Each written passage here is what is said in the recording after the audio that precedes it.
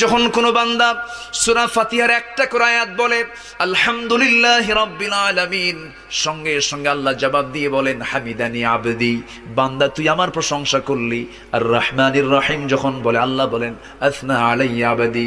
মালিক ইয়াউমিদ্দিন যখন বলে আল্লাহ বলেন মাজ্জাদানি আবদি। এরপরে যখন বলে ইয়াকা না'বুদু ওয়া ইয়াকা নাস্তাঈন পর্যন্ত যখন বলে আল্লাহ বলেন বান্দারে তুই আমার কাছে কি চাস, প্রাণ খুলে চা রে বান্দা। ইহদিনাস সিরাতাল মুস্তাকিম থেকে শুরু করে নিয়া ওয়ালাদ-দাল্লিন পর্যন্ত যখন বান্দা বলে তখন আল্লাহ বলেন বান্দা নামাজের মধ্যে এমন প্রেমের খেলা খেললি বান্দা, তুই যা চাইলি সব আমি আল্লাহ কবুল করলাম। ওই বান্দা যখন রুকুতে যায় আল্লাহ তখন অস্থির হন। ওই বান্দা যখন সিজদায় যাওয়ার জন্য প্রস্তুতি নাই, সমস্ত ফেরেশতাকে ডাক দিয়ে বলেন ও ফেরেশতারা, এই বান্দাগুলো আমাকে দেখলো না, রাসূলকে দেখলো না, কোরআনকে দেখে হাদিসকে বিশ্বাস করে আমাকে খুশি করার জন্য তার সবচেয়ে সম্মানজনক